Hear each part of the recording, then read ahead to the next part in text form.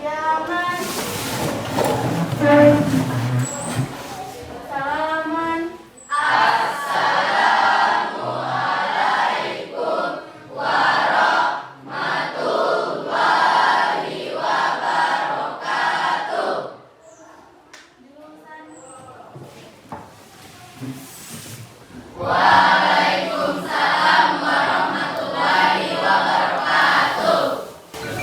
Alhamdulillah, pada pagi hari ini kita masih sempat dipertemukan kembali dalam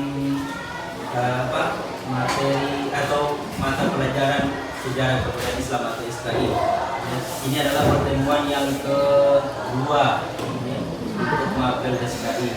Jadi sebelum kita mulai pelajaran adalah kita membaca doa dulu supaya dalam pelajaran kita nanti akan mendapat berkah dari Allah Subhanahu wa taala. Silakan satu kelas dipimpin doanya. Teman-teman, sebelum kita belajar, mari kita sama-sama berdoa.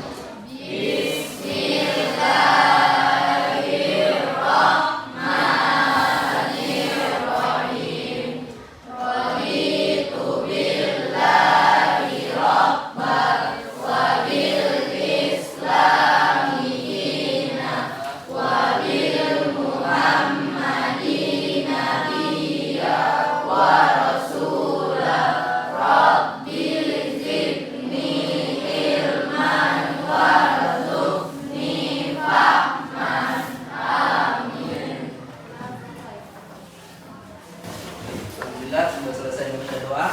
Siapa yang tidak hadir hari ini? Rizky Saputra. Dia kenapa? Sakit. Oke. Dengan Fahri Afrida. Kalau Fahri? Alfa. Kita mulai saja ya.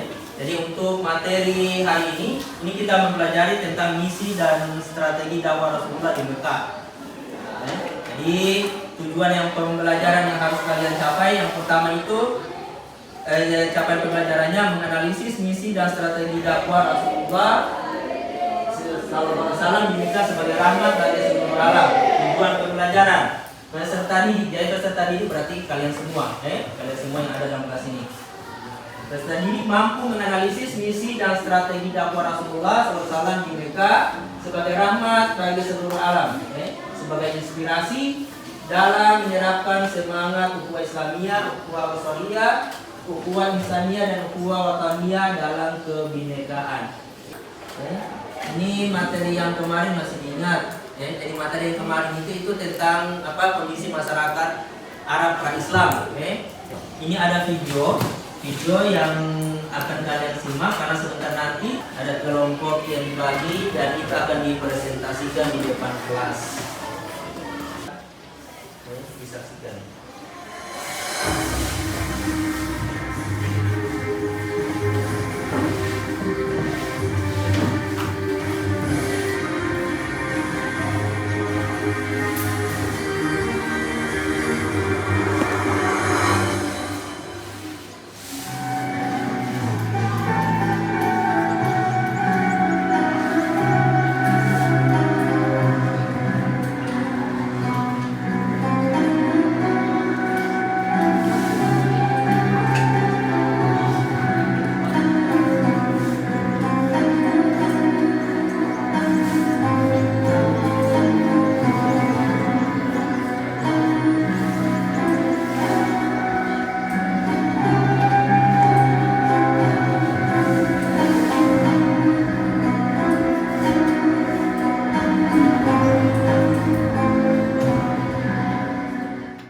Setelah menyaksikan tadi video, ini ada rangkuman materi yang Pak buatkan dalam bentuk PPT.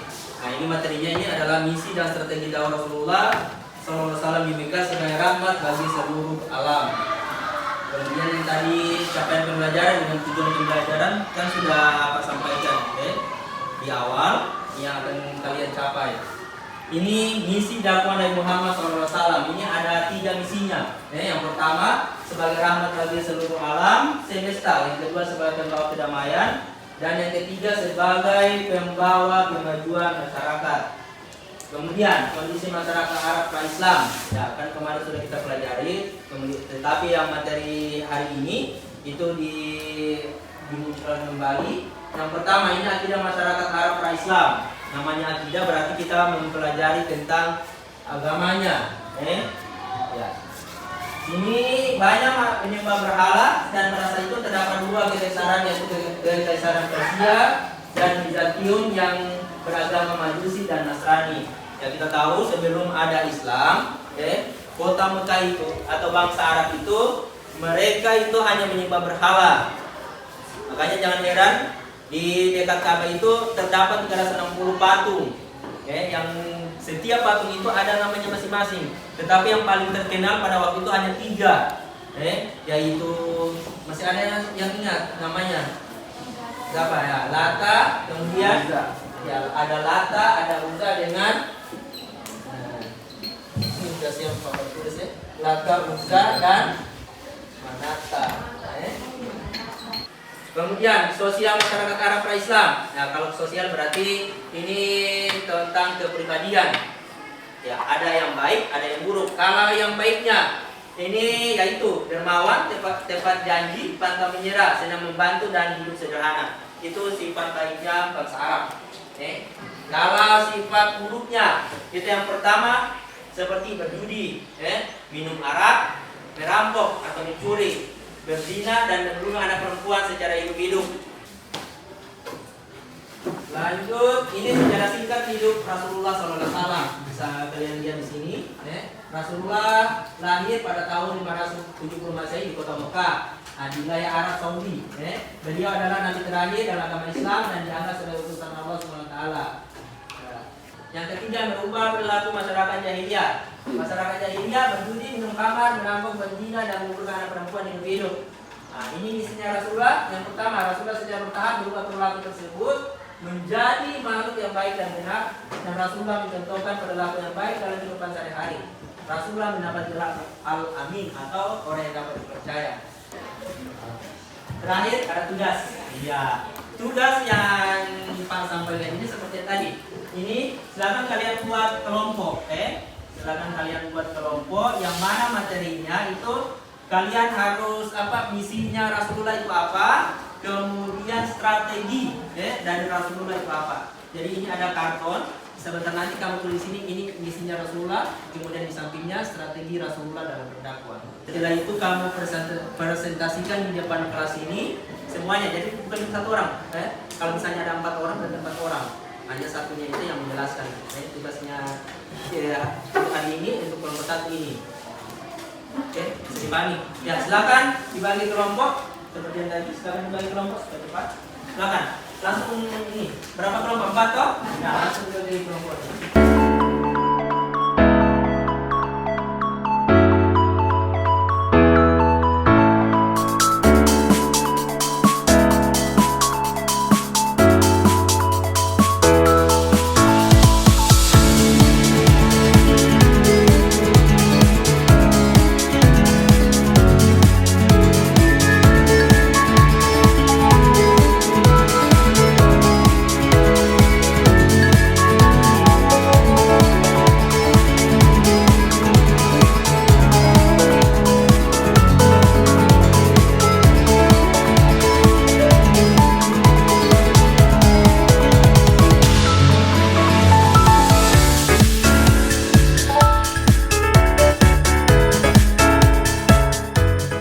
Dimulai dari salah.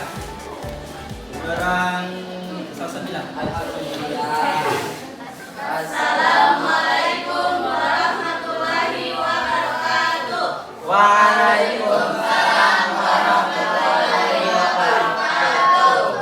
Kami dari kelompok 1 ingin mempresentasikan hasil kerja kelompok kami tentang dakwah dan strategi Nabi Muhammad SAW di kota Mekah.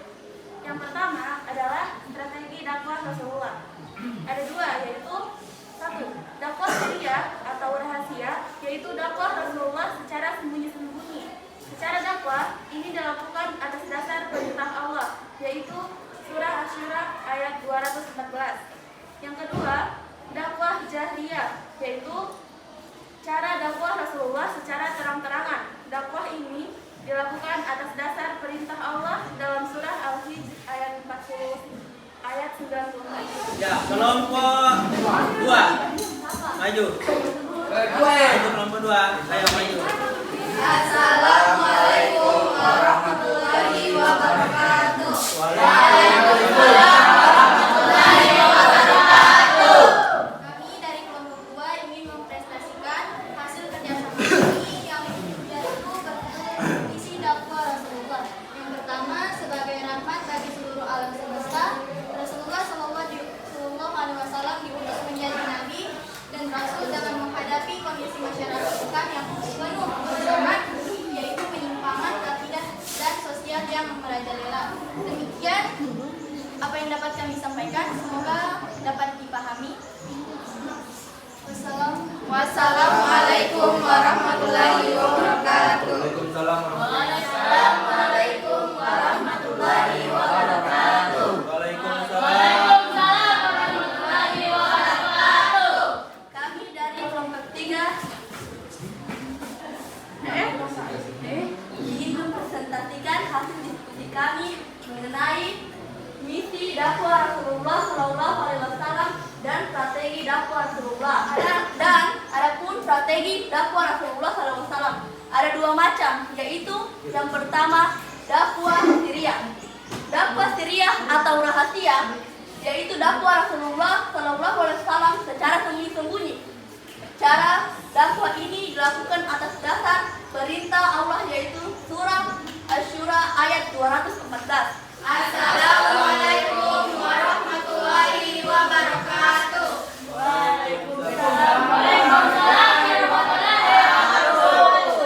Kami dari kelompok 4 akan mempresentasikan hasil diskusi kami tentang strategi dan misi dakwah Nabi Muhammad SAW. Dakwah zahiriyah yaitu cara dakwah Rasulullah secara terang-terangan. Dakwah ini dilakukan atas dasar perintah Allah dalam surat Al-Hajar ayat 94. Sekian presentasi kami, kurang dan lebihnya mohon dimaafkan. Wassalamualaikum warahmatullahi wabarakatuh. Oke, setelah di presentasi hasil diskusinya kalian, ya semuanya itu bagus-bagus, Cuman ada yang kelompok 1, kemudian dengan kelompok yang terakhir tadi, Nah, kalian kedua perlu diperbaiki. Jangan sampai kayak macam tadi tuh ada yang ketawa-ketawa, Yang sebenarnya namanya presentasi begitu serius, Ya, supaya ada nilai tambah. Kemudian sebelum materi Pak Andi, ini ada evaluasi, atau ada soal yang mana soalnya ada 2 yang harus kalian kerjakan, kemudian dikumpulkan, setelah itu langsung dapat nilai. Jadi soalnya silakan ditulis. Yang nomor 1, jelaskan pengertian dakwah siriyah dan dakwah jahat, atau dakwah secara terang-terangan. Dan silakan tulis. Nomor 2, sebutkan alasan Nabi Muhammad SAW menjadikan Habsyi sebagai tujuan hijrah umat Islam. Nomor 3, apa yang dilakukan oleh kafir Quraisy setelah mereka umat Islam menjadi Habsyi. Oke, lanjut. Nomor 4,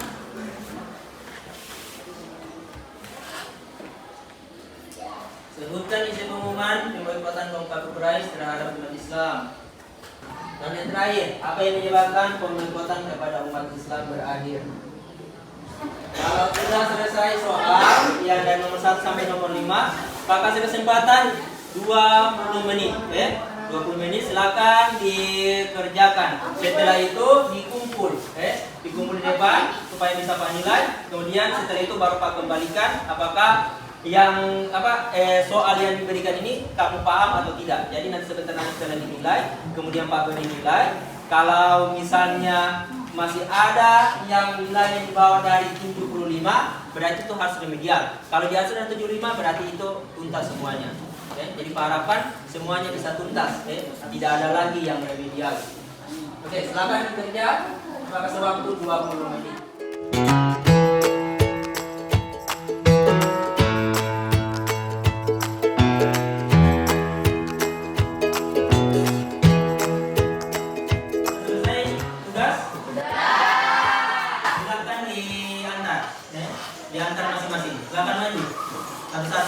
Jangan dua-dua atau berganda. Oke, lanjut.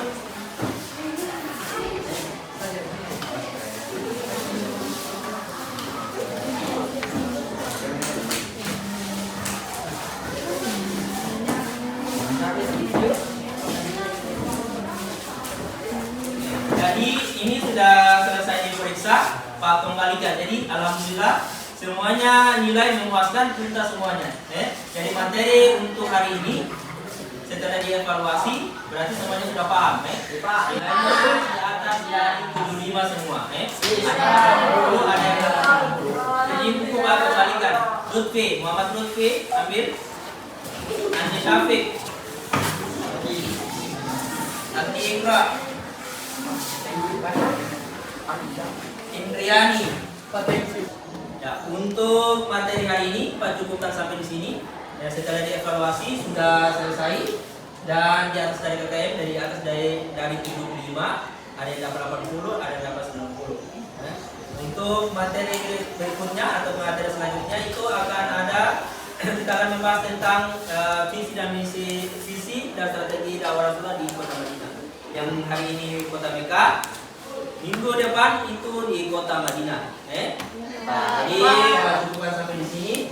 Mudah-mudahan bermanfaat. Kemudian kamu paham semua apa yang dijelaskan tadi dari awal sampai selesai. Cukup sekian. Assalamualaikum warahmatullahi wabarakatuh. Waalaikumsalam